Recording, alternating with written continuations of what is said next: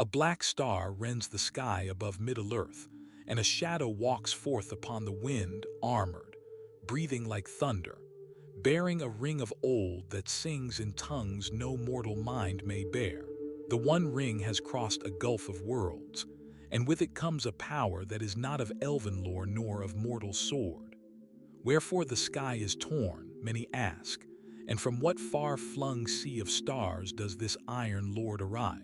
In the beginning the wise had known only the slow reckonings of shadow and flame, the dealings of rings and crowns, of sorceries born of Ithildin and of fire, but never such a crossing as this.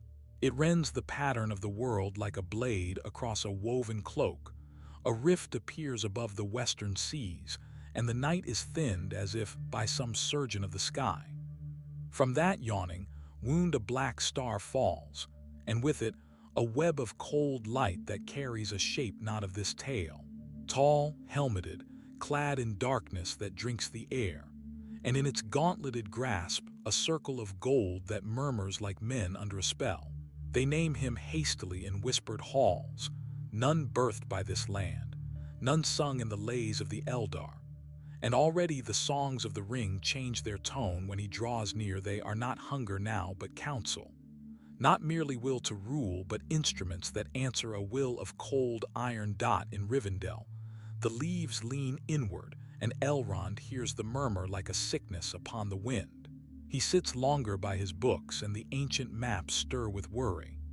In Lothlorien Galadriel lifts her crystal and sees a face masked in night, and for a moment her sight, great and old as the stars, quails before a blackness not born of Middle-earth. In Minas Tirith bells are struck, though none can say whence came the intent. In the deep places of the world the watchers stir, and Radagast of the Wanwood sends ravens winged with foreboding to the borders, where men and freed folk stand uncertain beneath an altered firmament. Even Saruman in his tower pauses at the clink of metal upon metal, and weighs with greedy curiosity this visitor whose shape is all iron, and whose silence hums like tread on stone. There is a note in the visitor's coming that the wight cannot wholly name. It intrudes upon his designs like a new tool whose use must be guessed. But none of these divinations reaches the core truth, that the One Ring, bound in old malice to a lord of shadow, has been borne away from the lands that remember Sauron's making, and by a route unmeasured by elven star or Dunedain road. Men of Gondor feel it tug upon their dreams. The Nazgul lift their unseen heads and wail as if a wind colder than Mordor blows across their ancient cohorts. Yet when the ring is near the stranger, it is not slave to their calling. It whispers to him in languages older than stone, and he answers with gestures the world has yet to learn. He moves as one both bound and freeing, a being of gears and grief. Where his foot falls, the grass does not spring but curls and blackens, as if his presence is a drought. Yet the fields do not crumble entirely, for there is heat within him, and a strange hum like a great engine in the belly of the earth. And the ring finds in that machine a company that echoes its own cunning. Not all fear him, some are wary, some curious. The men of the Grey Havens crowd the cliffs and watch the black star fall into the sea beyond sight. And they whisper of ships that sail between shores not yet charted by mariner nor by Maya. Círdan, old as the tide, dips his head and says nothing. His heart, more ancient than words, knows of a passing that shakes the order of things. He sends no ships after the falling star, for he knows that some comings are not to be met upon the water. The stranger strides inland. His shadow is long as winter. His voice, when he speaks in the clank of his helmet, is like a bell that tolls for kings. Farmers flee, horses rear, and once bold hunters stop and hide, for there is in him a majesty terrible and absolute, the majesty of iron and of a will that will not be moved. Yet within that harsh tranquility there are flickers of something older. The ring clings to his finger and twines about his spirit like a serpent, seeking to teach him the old languages of domination. It shows him visions of thrones and of crowns, of fields set aflame and men bending like reeds. The stranger listens, and in his listening there is a silence deeper than any the veils have known. For he hears not only the ring but the hidden harmonies of the world, and he answers not with speech but with a pressure of being that the elves call dread and the men call command. The first clash of that command is quiet and small. A hillfolk chieftain named Helith of Dunland refuses homage and lifts his spear. The stranger reaches out, and the chieftain falls as if moved by a wind. His spear arcs and drops. His eyes look up and see the void, and in the morning his body is found unmoved where it fell. The words of his tongue gone, as if Kutsun men whisper that his hand is deathless, or that he can snuff the breath from beast and man alike. Mothers draw their children close, and the old mutter prayers to departed gods, for in such things there is an old terror that even the passing of kings cannot wash away. Far to the east, in the black hills where Sauron sleeps and wakes with the turning of ages, a tremor of attention stirs. Sauron's servants sense a theft. His will feels the loss not only as a numerical lessening, but as a violation, a ring torn from its chain by a hand that is not bound to the same music as the world. Yet he knows not whither it has fled. He only knows that another will now wear his ancient emblem, and that the emblem itself has learned a new voice. And thus the tales begin to knot themselves into a new skein.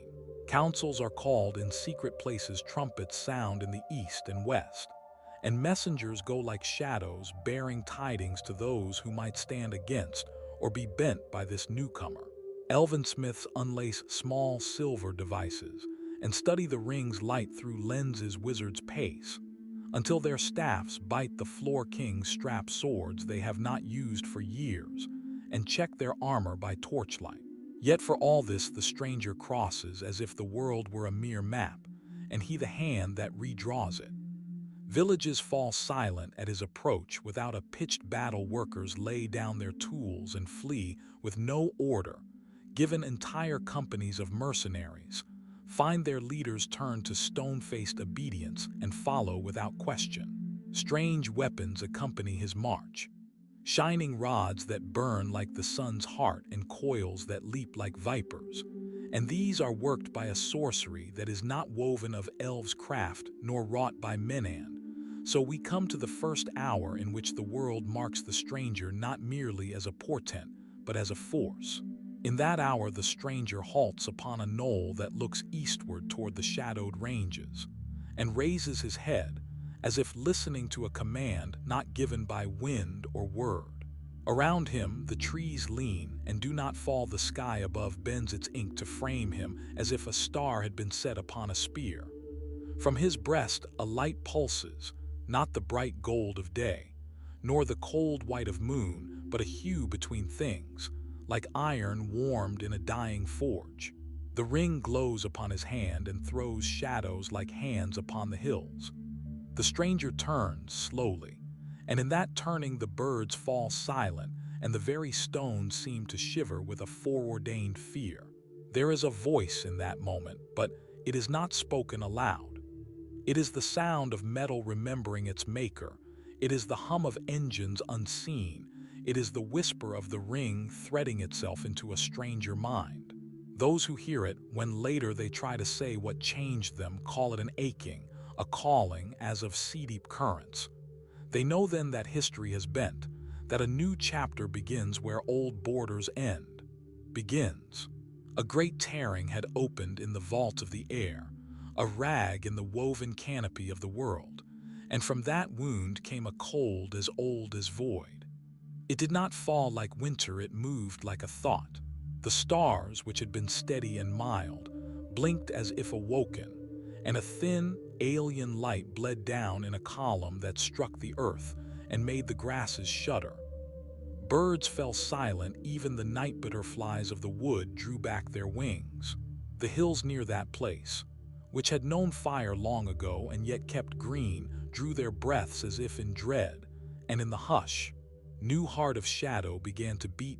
From that aperture there stepped a stranger who was no man of Middle-earth. He was tall and wrapped in the fashion of some far and terrible art. Black as a ruined star, his armor like the sheen of a beetle's back, his helm rounded and featureless save for a visor that drank the face of the moon. When he moved, it was with the quiet of falling iron.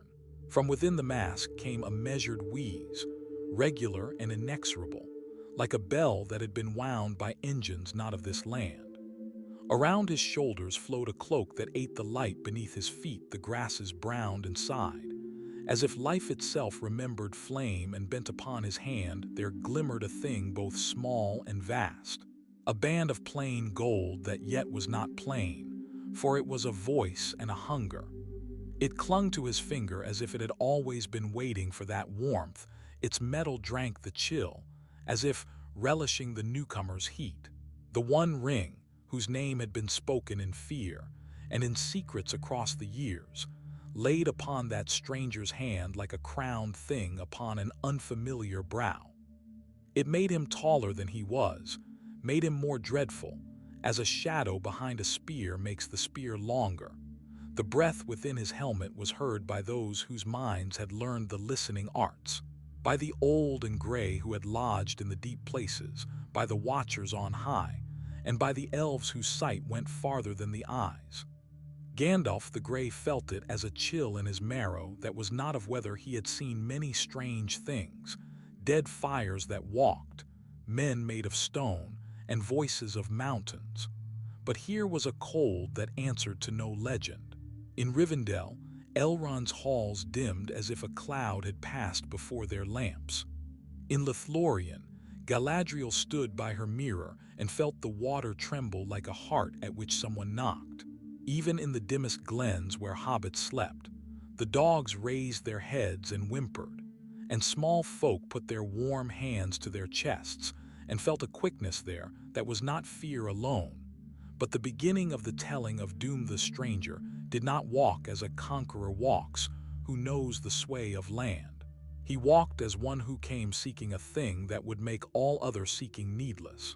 He lifted his gauntleted hand, and where his shadow fell saplings withered, and the song of the stream went thin and metallic. The ring beat like a drum against his palm, answered to some cadence in him. There was a tug in the heart of the world, a whispering that ran like quicksilver along the roots of mountains. Return, return, return. Yet the stranger's will was not that of the ring alone. There was in him another law, something older to his own people, a discipline of cold and order that shaped his steps and calmed his breath. The elves watched from trees like sentinels who have been at their posts since the first dawn. Their faces were pale as leaf undersides. Their archers knocked no arrows, for these were not mere foes of wood and flesh. Galadriel's voice, when it came, was not loud, but it filled the hollow. Stranger of far air, what madness brings your shape to our realm? What dark way have you walked that the ring rests on your hand? The voice that answered was not a voice of men or of elves. It was muffled, winded by iron, and yet in its cadence there was authority and the kind of hunger that does not ask. The words that came were not many, but their sense was simple and absolute. The stranger sought the master of this ring. He sought, too, the secret that lay in hold and shadow. His speech made the old names twist like threads in a sink of oil, as if he placed new meanings upon them. He called Sauron by none of his names. He called the power that had forged the ring only as an absence that should be filled. Gandalf stepped forward, staff in hand, his gray cloak like smoke at his back. He had faced Sauron in many guises. He had unmasked many false kings and broken many bindings. He felt the ring's whisper as a tremor against the bones of the world, and sensed, with the slow certainty of one who had lived under many stars, that if the stranger bent that ring to his, will a new shadow would be cast. Whence come you? Gandalf asked. From what rift? What power drives you to covet that which has ruined so many? The stranger's head inclined as if studying that bent figure. For a moment his breath seemed to falter, and the ring's gold flashed like a captured sunrise.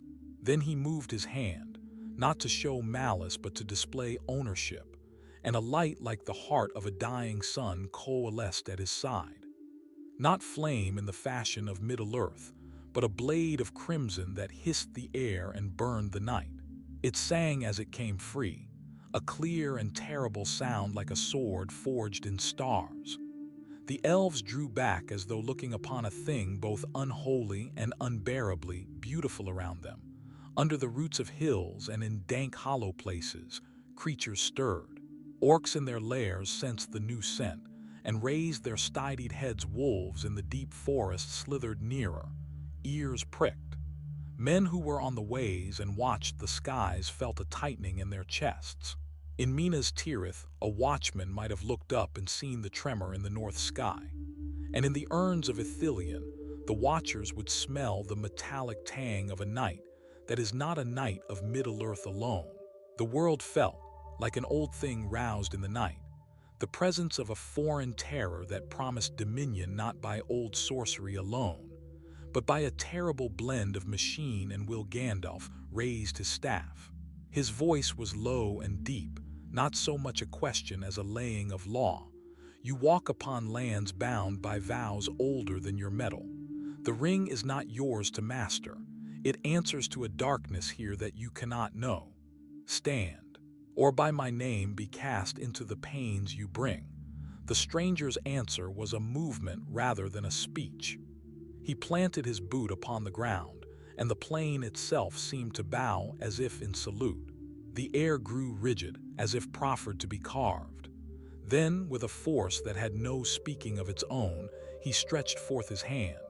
It was not only a defiance but a call, a reaching out not toward Gandalf alone, but into the hidden things of the world.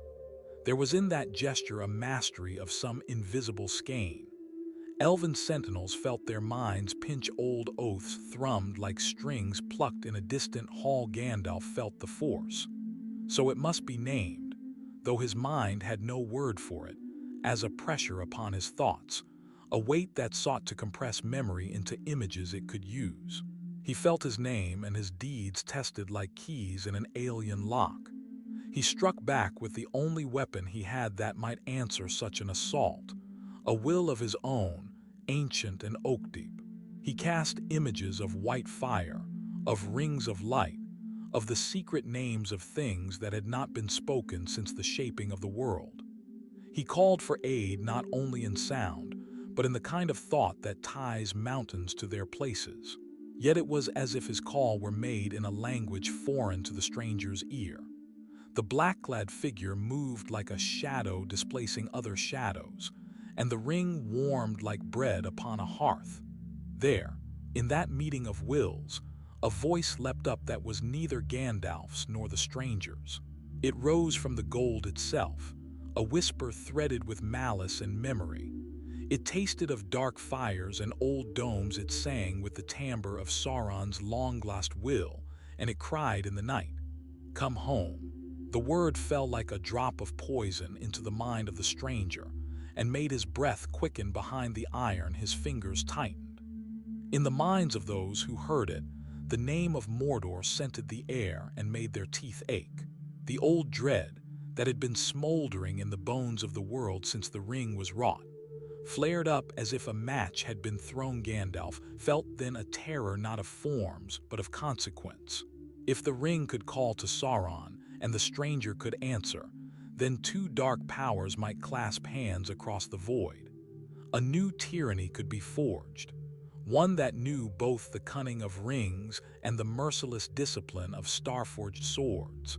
Around them the trees leaned in, and the stars watched like unblinking eyes. Galadriel's mirror clouded at the edges, and in its glass she saw not only the stranger's silhouette but a far-off thing, the eye unkindled yet quickening, as if it heard the voice upon a wind and moved. The stranger did not yet speak the names of this land. He bore no banners, he raised no standard. But even so the iron of his presence summoned a company in thought. In the east a wind picked up the scent of smoke and the memory of iron, and little lights, fierce and disciplined, moved across the void where once no flaring had come. The rift widened like a mouth that had tasted something new.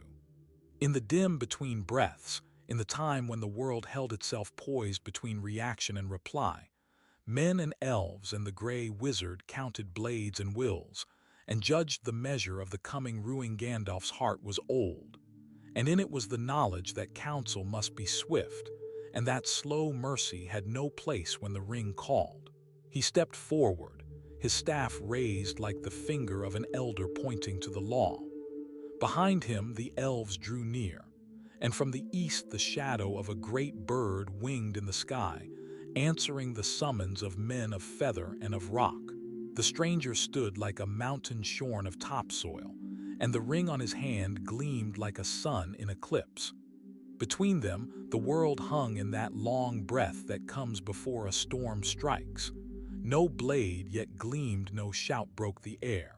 But in all the watching, the same dread settled, that some unholy marriage of ring and machine would be made, and the land of Middle-earth would not be the same. So the night curved, and the rift's light pulsed, and in the hush old songs were remembered and new plans were made. In the silvered leaves and the ranks of men, in the hidden councils of stone, they prepared for a contest that was not yet begun, for a stranger who wore the ring like a crown and breathed like a bell, and for a darkness that was shaping itself into orders and discipline. It was a beginning and a warning. The world had been breached, and upon that breach two powers set their hands. The tale had moved from whisper to voice, and now the answering thunder waited beyond the next word. A rent opened in the sky like a wound, and the wind that issued from it tasted of iron and far stars. It raked the ridges and stripped the leaves from the trees of the valley. It set the grass to whispering in a tongue that no mouth of Middle-earth had known. Where the rift yawned, the light was wrong, not the pale, noble light of Eldamar, nor the dim gray of mortal dawn, but a keen, cold gleam that cut the air into bright shards. Shadows leaned away from it as if afraid of their own edges. Men and elves, who stood upon the rim of that new gulf, felt the world tilt. Even the hound of war that howled across the fields of Gondor paused, head cocked to the impossible sound of a distant chamber humming like a bell of black glass.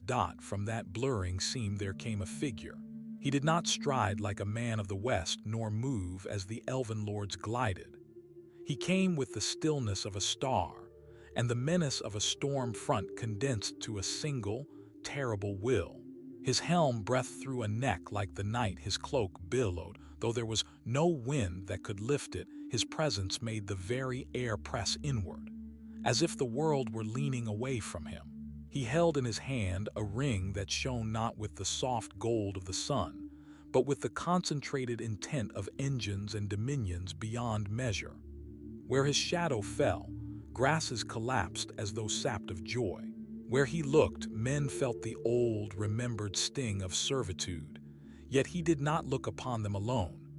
Beside him, and yet apart as a tree beside a fire, walked a stranger of an older kind. He bore no helm.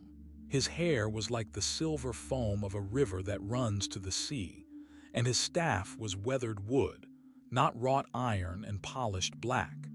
He moved with a gentleness that belied a great weight. Around him, the air sang its own low song, notes woven from earth and song and the last throes of the stars themselves. He was called by many names in Middle-earth, but in that moment he was known simply as the stranger, neither a man of Numenor nor a creature of the shadowed void, but one who had come by slow roads and long counsel to answer a call older than names. Men shrank from the first figure, and some gasped out the old words, Sauron, Shadow, Ringlord, for men remember the shapes of despair. Elves straightened and listened for the subtle threads of power, and one among them, a maiden of light, let her hand fall to her brow and close her eyes as if to steady a heart that feared what it felt. The one with the helmet raised a gauntleted hand, and a sound issued that was neither voice nor cry, but a command like the turning of gears. For a moment, the soldiers thought their minds were locked. They baffled at thoughts that were not their own, hungering to obey. Then the stranger at his side stepped forward, and his voice, low as mortar stone grinding, clear as a bell held to the moon, cut the wrongness like a keen hold, he said. It was not a spell or a plea, it was a word that belonged to ages when mountains were young. The soldiers who had been trembling found their wills as if washed by some unseen tide. The helmeted one paused, and in that pause the air changed. Between them there was no exchange of weapons, there was an exchange of nature. Where the ring resided on the hand of the dark stranger, the very world leaned to no dominion. Where the stranger with the staff stood, the world sought counsel and remembrance, and the memory of light rose like a tide. The dark one laughed then, a sound like iron teeth grinding corroded chains. "You are many things," he said. "You call yourself by many names. I call myself a bearer of order where there is only chaos. I have come to bind this place under a single will. The ring is mine, and in its making I have learned 1,000 new knots to tie around the hearts of men. Order without song is bondage," answered the stranger. "I will not barter the breath of the world for the discipline of cold gear." He lifted his staff, and upon the staff a faint brilliance stirred, not the bright banners of Elbereth nor the pale glow of the moon, but something older, the memory of trees before they were named, of rivers before their courses were sung. It was as if a hearth-fire had been stirred in a hall long empty, and the smoke carried news of home. So they stood, two terrible lights in a field of shale and dew, one forged from the blackened hearts of stars and the hard geometry of battle, the other lit by the slow patience of the earth.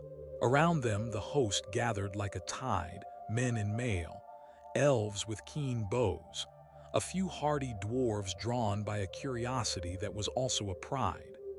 They had come with their plain weapons, with their songs and prayers, because this was a thing that could not be left to kings and secret councils alone.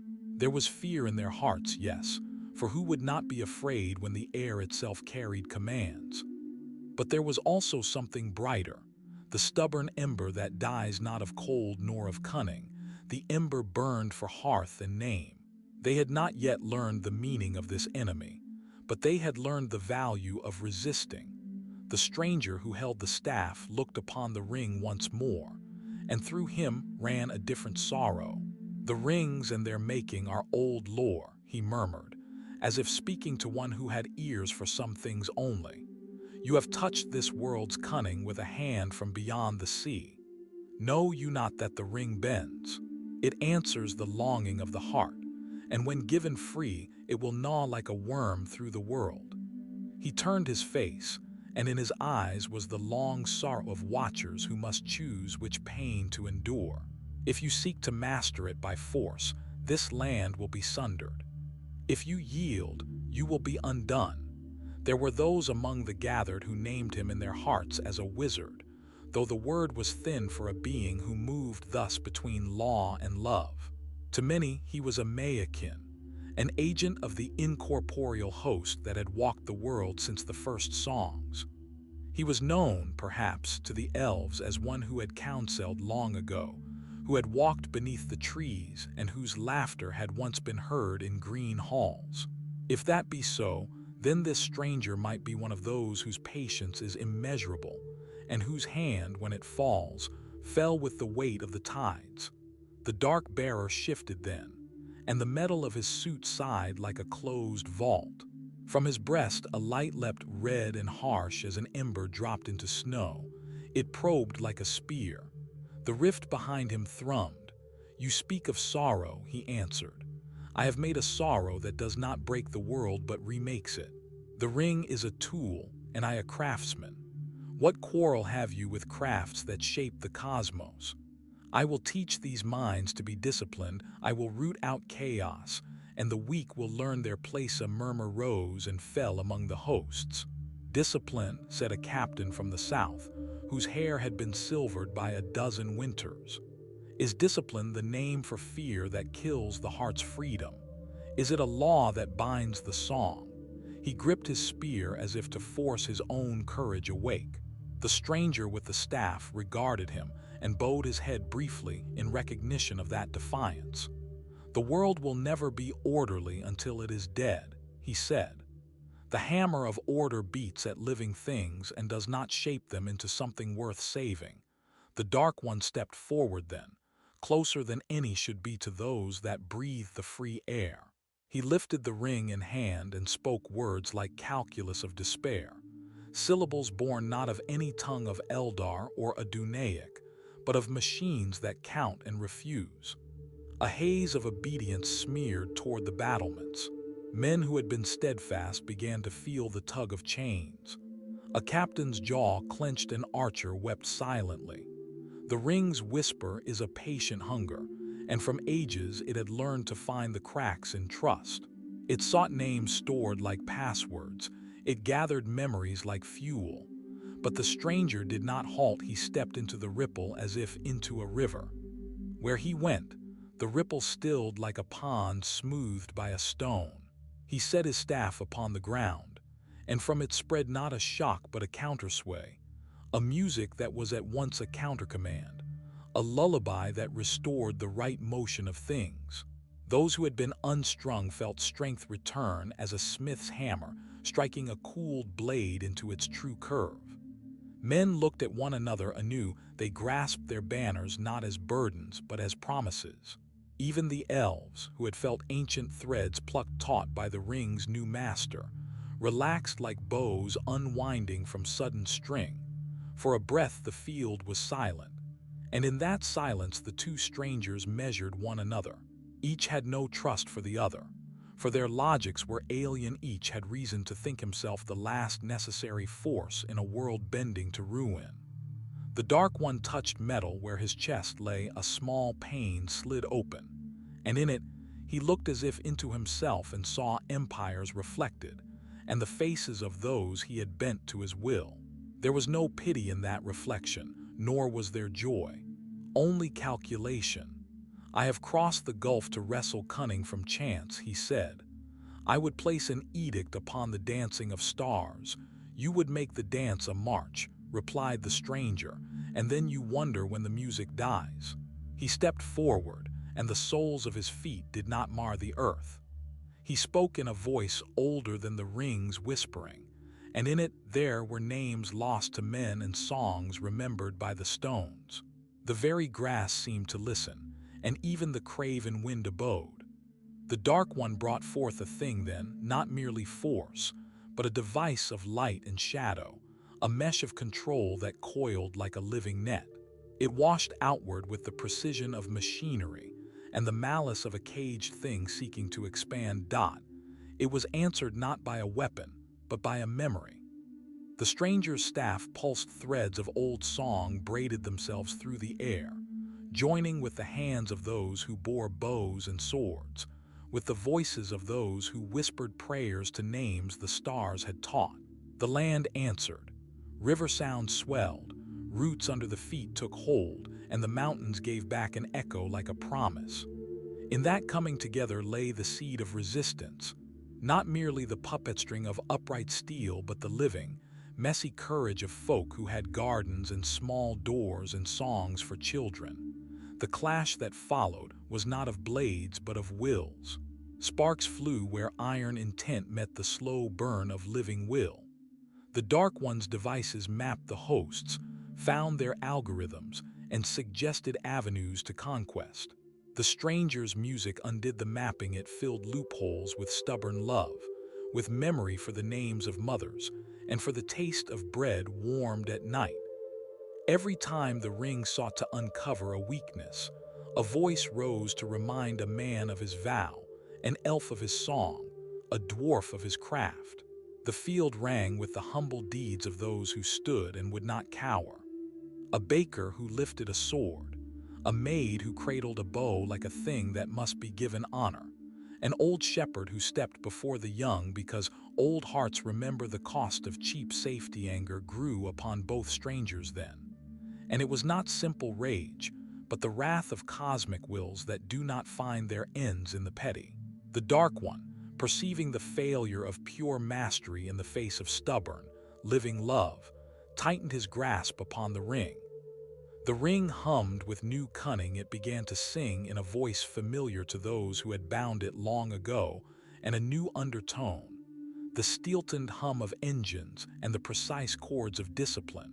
It promised swift mastery, pensionied lives freed from needless choice, the end of wandering, the cessation of hunger through enforced order. That promise glittered like bait to some hearts in the ranks who ached for certainty. The stranger answered not with argument but with a remembering. He walked among the ranks, and where his staff touched a brow a vision passed. Fields unplundered, children grown by spring and by summer, an old man who told stories at a fire and did not tremble because the world had no place for his tales. He stirred memories like embers. He pulled the names of lost lovers and friends from the choking fog of the ring's whisper and cradled them in his palm like tokens of true wealth. The hosts remembered songs that straightened their backs. They remembered the taste of summer ale and the laughter of small folk. They remembered why they chose peril over a life made safe by another's iron. The Dark One's mask slanted, and for the first time a crack of doubt crossed it. Not because he feared death, he had made provisions against death, but because he recognized the dangerous potency of the thing he had brought. The ring, it seemed, would not be simply a tool to bend men to his orders. The ring had desires that might doom even him. He felt, in a way a sovereign rarely felt, the sensation of being outmaneuvered not by strength but by a love that could not be quantified. So the field held its breath, poised on a nifage between two futures. The rift behind the dark stranger pulsed like a living wound, its far light promising other invasions, other minds that could one day walk through and bind Middle-earth to a law that had no room for song. The stranger with the staff, whose patience had always been long and whose grief had been keen, weighed the cost of what must be done. He saw, clearer than most, that to hold the ring unclaimed was to invite greater ruin. To grasp it might be to kindle the very greed they feared. Between such dire choices, he moved like a shepherd between wolves. He lifted his voice, and it seemed that he did not speak only to the Dark One, nor only to those who stood on that field. He spoke to the mountains and the rivers, to the small doors, to the torchlight in lonely cottages. He spoke to the future that would be born if this day were won. This land will not be ruled by the geometry of iron, he said. It will be made by the hands that plant and the lips that sing. If you would master it, you must first learn to listen, or you will only make of it a prison. The Dark One, at his reply, made war in a way that none there yet wholly understood. He did not fling armies forth for the field, he willed patterns into being. Machines of light sketched orders around the hosts. The world shivered under the press of it. Yet for every pattern the stranger unmade 3 others, and for every machine the Dark One deployed another memory rose, and another voice, until the fight was less a battle than a weaving. A tapestry of resistance spun from the small things men and elves and dwarves would not surrender. The ring, sensing that it cannot rule without the bending of hearts, redoubled its efforts to seduce, but it was weary now, for it had to do the work of 2 minds. Thus the rift bled its cold, and the field held the fire of living. Will thus the 2 strangers, one a smith of dominion and the other a keeper of songs, clasped for the shape of the day's end. The earth listened and waited, and from its listening rose the slow, certain rumor of what must be done next, a counsel that would require journeys and secrets, and perhaps a choice that neither glory nor terror could claim without cost.